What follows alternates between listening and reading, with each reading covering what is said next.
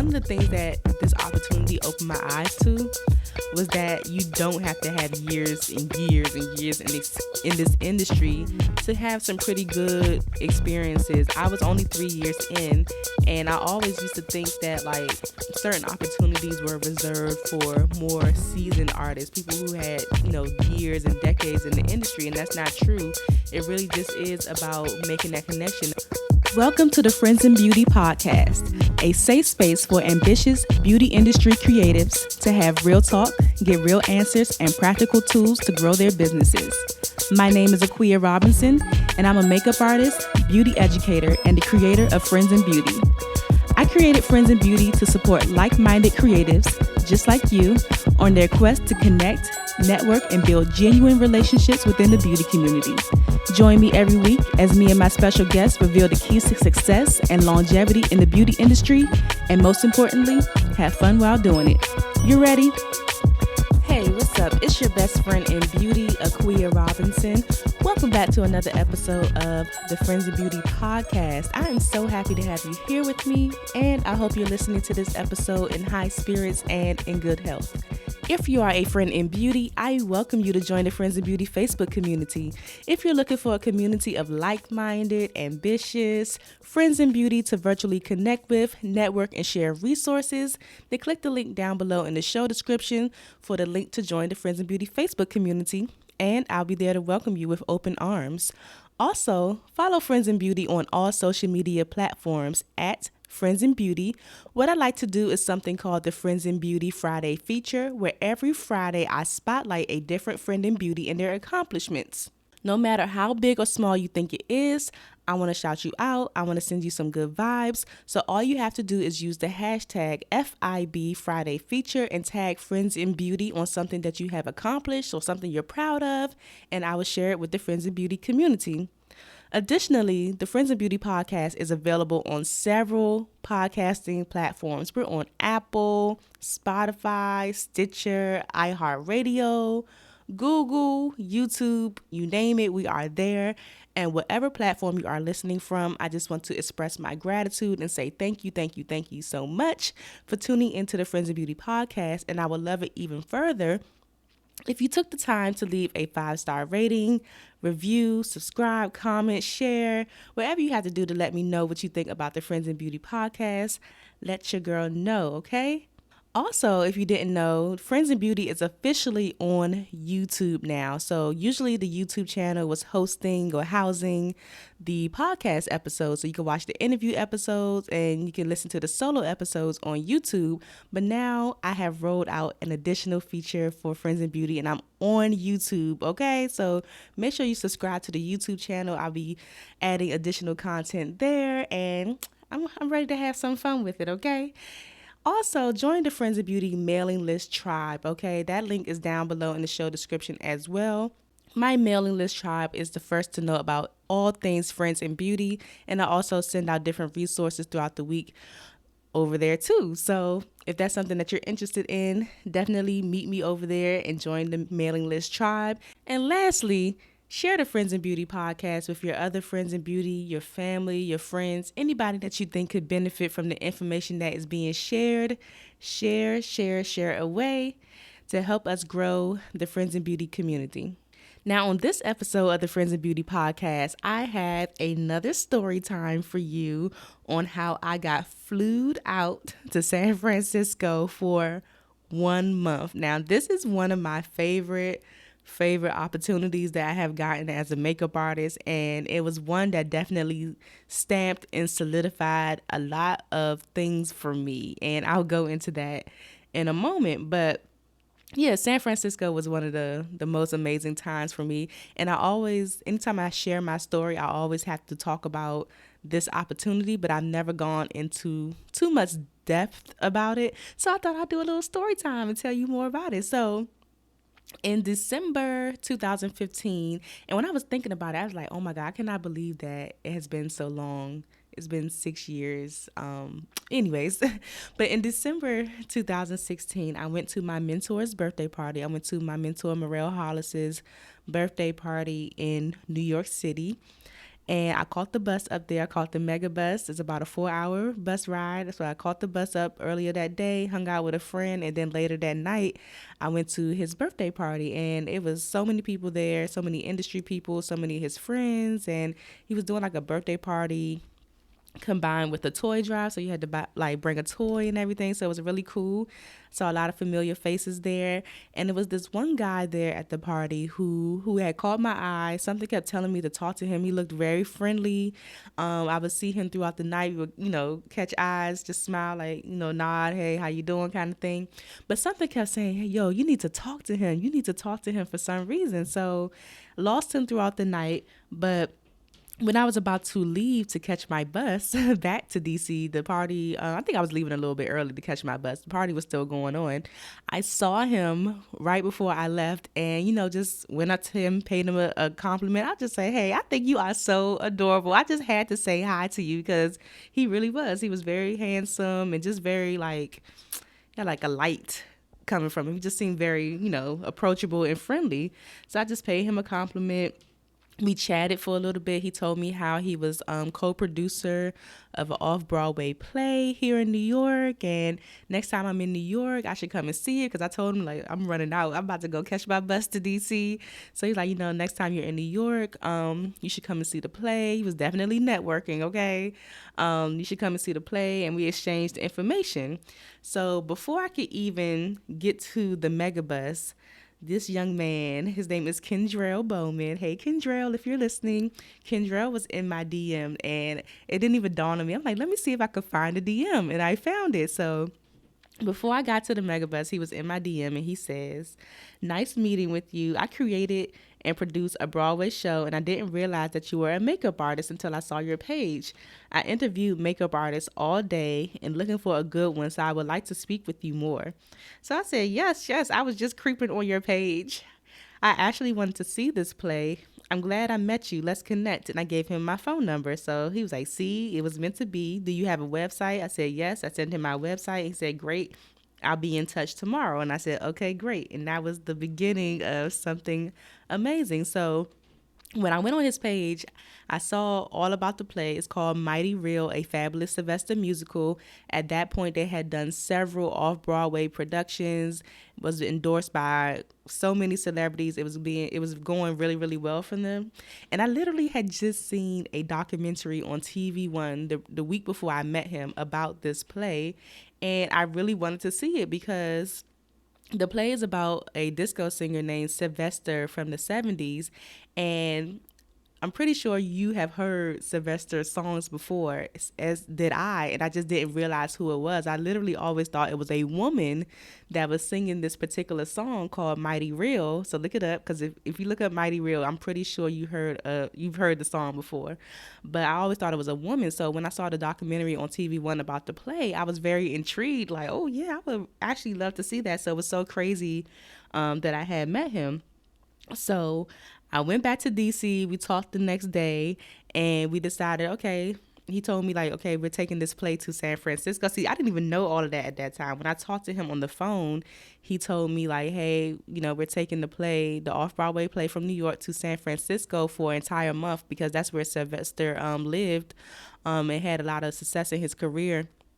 So they were taking the play. He has a huge following. He passed away, but he has a huge following in San Francisco. So they were taking the play there for a whole month, and that's why they were looking for a makeup artist to go to San Francisco. And I was like, whoa, like this is serious. I was only 3 years into being a makeup artist, like freshly 3 years, and like the new year would be 3 years. So I was a new makeup artist, and I'm like, wow, this is an amazing opportunity. So we decided like, hey, they were going to go with me, but they wanted to see, my makeup work in person and everything. So I believe it was like the following week, I went back to New York to do like a makeup trial on the actor who was playing Sylvester. His name is Anthony.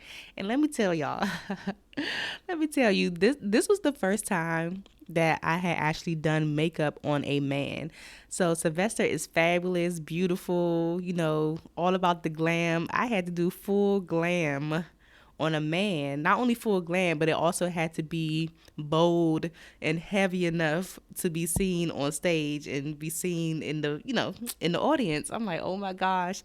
So I remember going back and doing like the trial runs and me just not getting it right to their standard, because if you follow me on Instagram, if you see my work, you know that I'm a very light-handed artist. Like I don't really do a lot of bold makeup, and like this was like bold, heavy, like bright highlight contour. The eyes had to be popping, lashes, like it was so much, and it took me a while to really get it up to their standard. I had to do his makeup so much. Like they showed me the inspiration pictures, or the pictures like how he had his makeup in the previous shows, and your girl just was not getting it. So I do remember Anthony coming down to DC at one point because he has a friend here who is a drag queen, and his friend we did like side by side. His friend walked me through, how to create the looks and everything. It was good. Like they definitely pushed me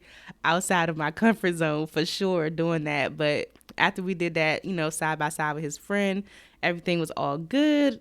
And so we had like a short window. So this was January by this time. So January to about February, in those times we had like about a month to get everything together. So I had to go back and forth to New York. At one point I had to go back to help like with the makeup shopping, to get the items to take on the road. We secured some makeup sponsors for that. I helped with that. To practice the looks. I also had to do face charts. So that was another thing that I had never done before. They wanted me to do face charts for all of the looks that he had, because I believe it was about 4 different makeup looks for the show.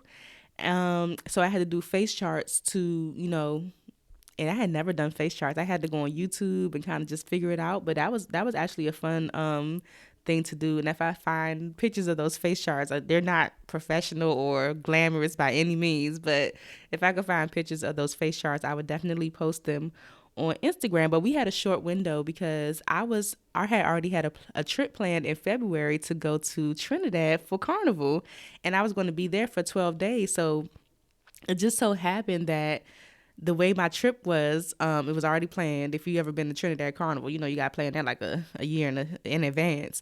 But I was in Trinidad for 12 days, and I had to come home. The dates for San Francisco happened to be like 2 days after I came back from Trinidad. So I was in Trinidad for 12 days in the heat. And then I had to come home, repack my bags, and repack my bags with like all black, professional makeup artist gear, and then fly out to San Francisco to stay there for a month. So that was a crazy time for me, because I had never really been away from like my friends and family that long. I went to Trinidad with one of my friends. That was cool, but I was gone for like over a month pretty much, because I came back for 2 days and then I was gone for a month. But that was fun. So we were in San Francisco for a month. Like I said, I think we were there from like February 17th to March 13th. And the show was at a place called the Brava Theater. And we had shows Wednesday through Sunday. And then we had 2 shows on Sunday. But when we got there, it was really like fast paced. It was like they had to get the set up. We had to do rehearsals. We did several rehearsals throughout the day.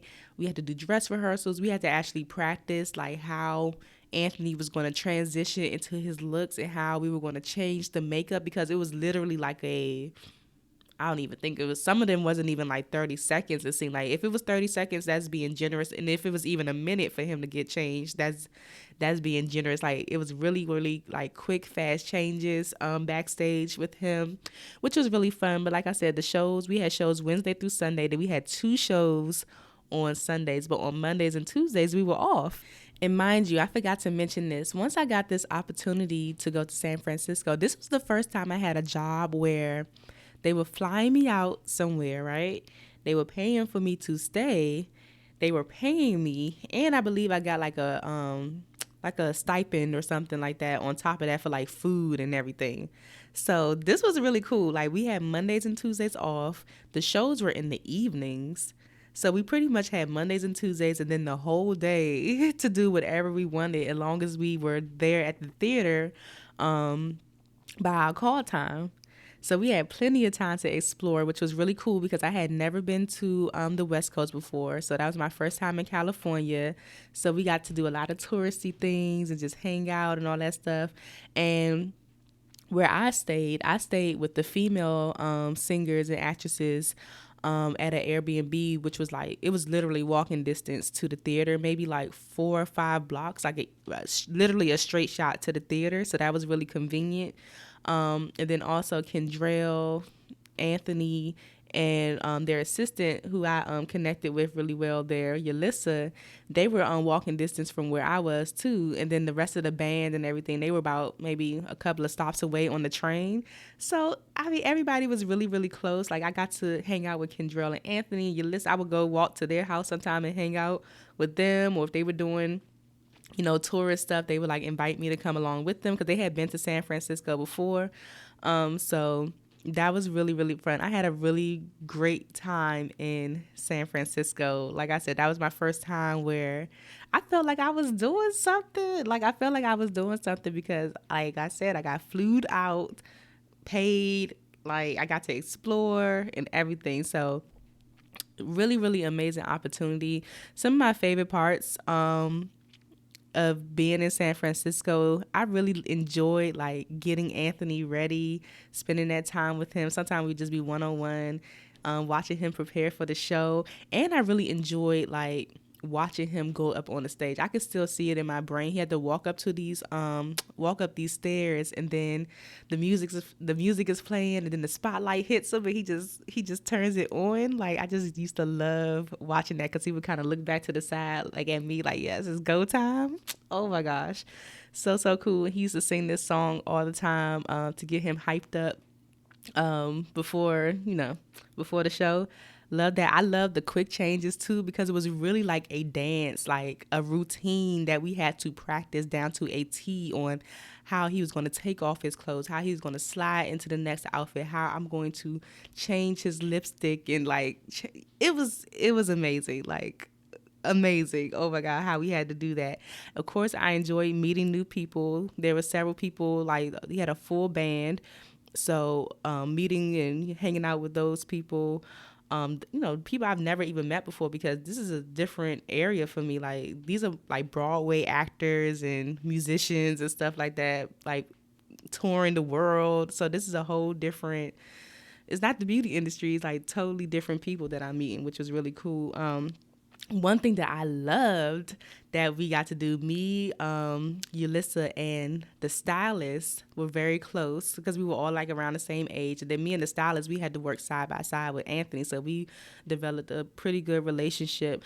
But we went exploring and we did a bike ride to the Golden Gate Bridge and across the Golden Gate Bridge, which was so cool. Oh my gosh. Like if you don't know, San Francisco has all of these hills. So that was, at some points I had to get off and push the bike up the hill, but that was fun doing that bike ride to and across the Golden Gate Bridge.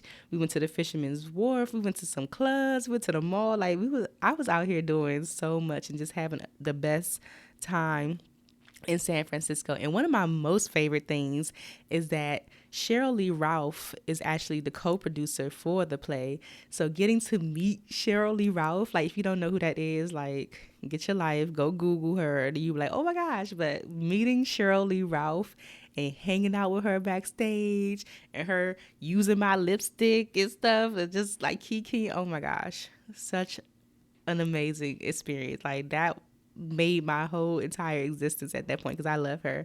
And some learning lessons. One of the things that this opportunity opened my eyes to was that you don't have to have years and years and years in this industry to have some pretty good experiences. I was only 3 years in, and I always used to think that like certain opportunities were reserved for more seasoned artists, people who had, years and decades in the industry, and that's not true.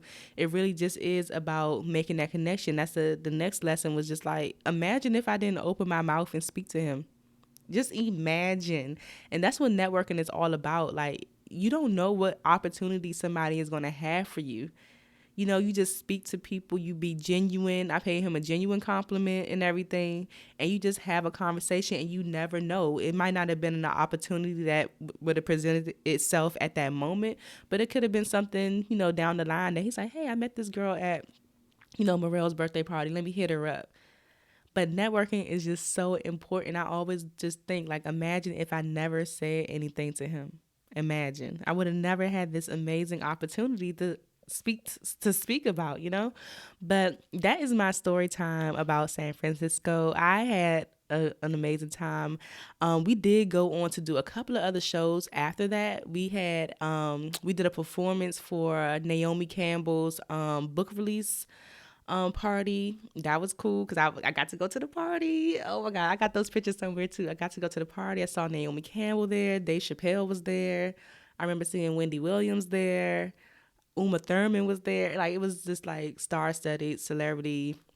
But Anthony got to perform, or everybody got to perform for Naomi Campbell. And then they did another show, I think May that same year. They did another show in New York, which was very successful as well. Like, people love Sylvester, okay? Like, I love Sylvester now after doing this play, because I had to do, you know, research on him too, to look at his makeup looks and just kind of get a feel for his essence and everything. Very fabulous guy.